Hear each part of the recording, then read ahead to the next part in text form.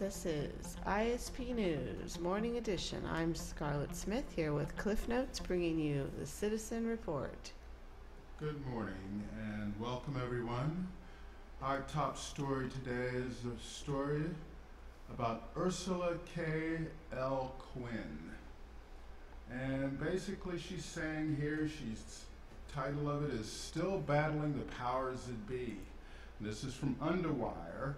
Basically, really, it's wired.com. Author Ursula K. Le Guin says she is in full sympathy with Occupy Oakland protesters who reportedly safeguarded themselves behind shields made to look like the dispossessed. Her 1974 sci-fi novel about anarchism on alien worlds. So she writes these cool sci-fis. Recent years have seen the 82-year-old writer engage in numerous clashes with powers that be, from Google and Hollywood to literary establishments and the increasingly corporate publishing industry, which despite her celebrated career wants to make fundamental changes to the books she writes. They want to make them more like Harry Potter. There was an increasing pressure to make them more like Harry Potter, said Le Guin in week's episodes of the Geek Guide to the Galaxy podcast. She managed to fend off such meddlings with her work for now, and her campaign against Google Books over what she calls a tremendous ripoff has met with some success in court. Still, the fact remains that these are dire times for writers, and things are really getting worse all the time. I don't teach writing classes anymore, she says, Le Guin, and I am really glad I don't, because I would feel very strange about telling people, go out there and be a writer and make a living from it. I mean, read our complete interview with Ursula, and you can read that at Wired. Ursula K. L. Le Guin. Le Guin is spelled L-E space capital Q-U-I-N. And apparently she's a famous sci-fi writer, and she has a show on the Geek Guide to the Galaxy podcast. So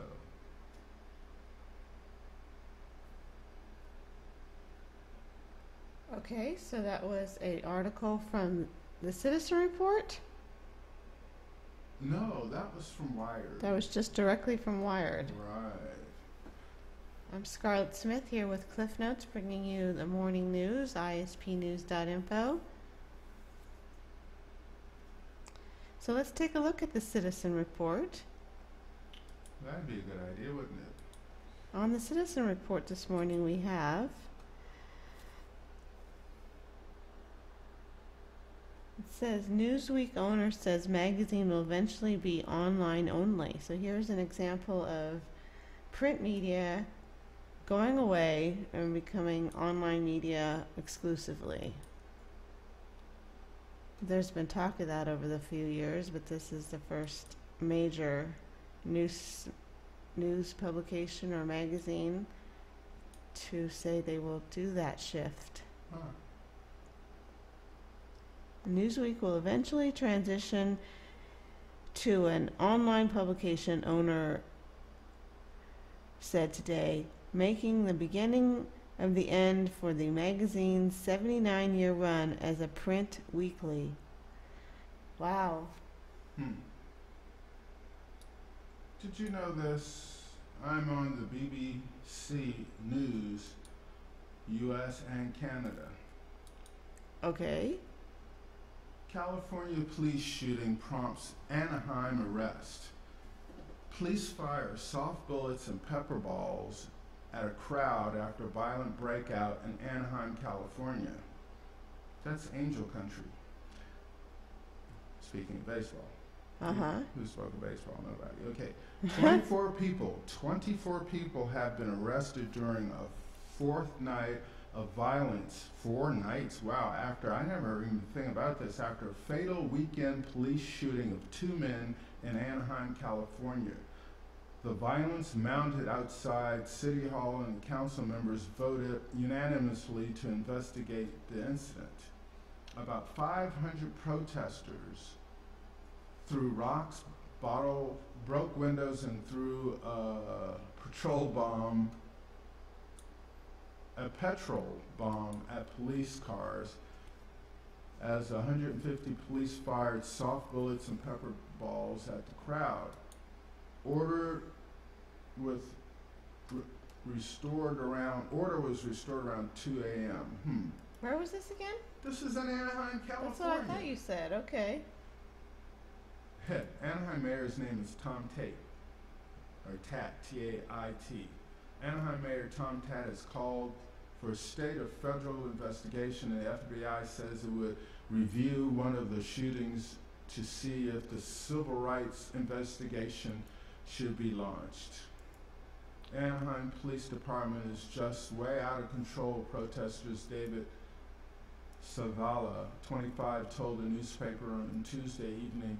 The cops are supposed to be there to protect and serve. This is true. Yeah. Well, you can't fight a situation like, well, I guess you can. I mean, they're making a stink, but you really can't fight a situation like this in the street. I mean, it's just, the odds of you coming out ahead when you're fighting the police like this is crazy. Right. So what was the original Beef? beef? Yeah. Okay, it says deadly weekend. Police Chief John Waiters and Manuel Diaz was fatally shot on Saturday after 2 policemen approached 3 people who were behaving suspiciously in an alley. He then tried to run away.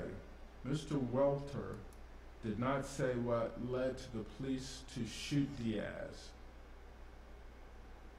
So Manuel Diaz was fatally shot on Saturday after 2 policemen approached 3 people who were having a suspicious conversation in the alley, probably a drug deal.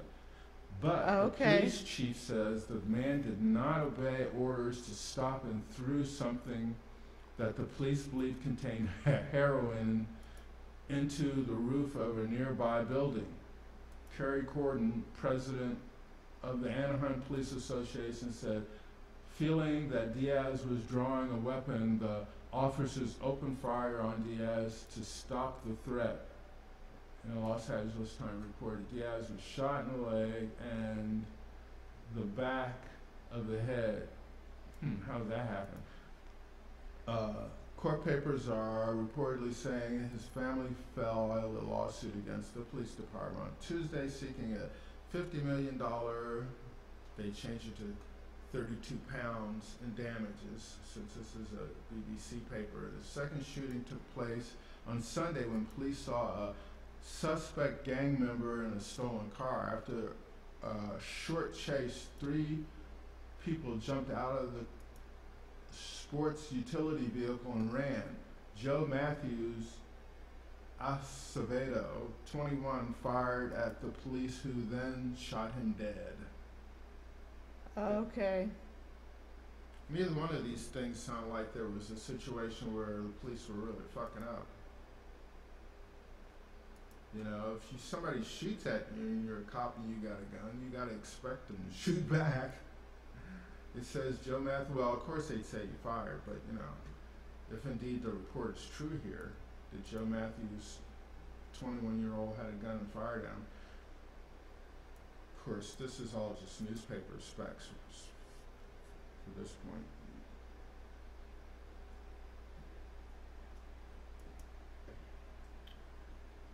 Police. Well, State. that is a police state, yes.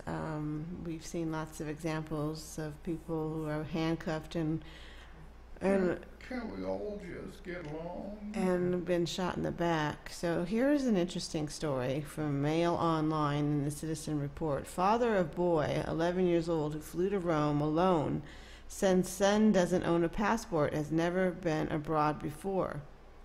He got through 5 security checks without showing a passport or boarding pass. Thought to have slipped through after tailgating a family through Terminal 1. Father says his son, who walked 3 miles to the airport, has some learning problems. Allowed to board flight to Rome without being stopped. Discovered after worried passengers alerted flight crew. Okay, so this 11-year-old boy walks down the street to the airport and gets on a flight to Rome. Mm-hmm. If he had got off the plane as easy as he got on, Lord knows what would have happened to him wandering around Rome airport. Mr. Fort said his son had some swimming difficulties and got out of the pool before he went on his trip. He said he wears armbands as he is not the best swimmer, and he's got into difficulties with the lifeguard, had to throw him a rope to get him out. So anyway, this sort of incident wouldn't have worried him if he had that sort of lad. He would have panicked.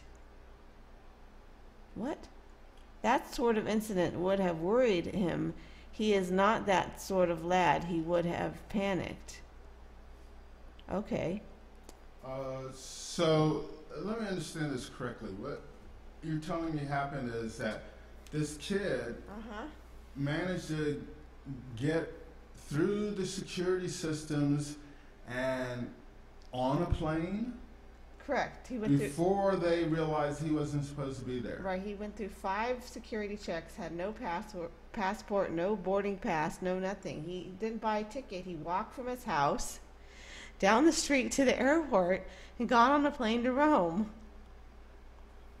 Shit, he should have made it.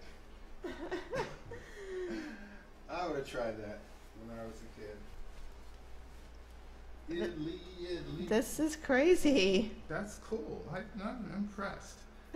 You know, I mean, that makes a point, though. You know how we spend all this money for this supposedly fantabulous security system that's going to keep us out of any trouble, and a 11-year-old boy just wanders on through the whole system. Maybe we don't need the system. Well, That's hilarious. You know, he got on the plane before they realized that he wasn't part of any groups. He got on the plane, right. and because they realized he didn't have a ticket, he was thrown off the plane. That means that airport security is good enough. Yeah, I can't believe that. No boarding pass, no passport. Didn't buy a ticket whatsoever. Got on the plane. Got right on the plane. Apparently, they sort of said that he was with this other family, and they just kind of shuffled him along with the other family, possibly. That's one theory. But yeah, I don't see a picture of him as yet. I'd like to see what this kid looks like. I don't know why it should matter, but what airport did he get on the plane at is what I want to know as well. Really? Oh, Manchester. So he's in England. He was in England, and he was just, oh, okay, that happened in England.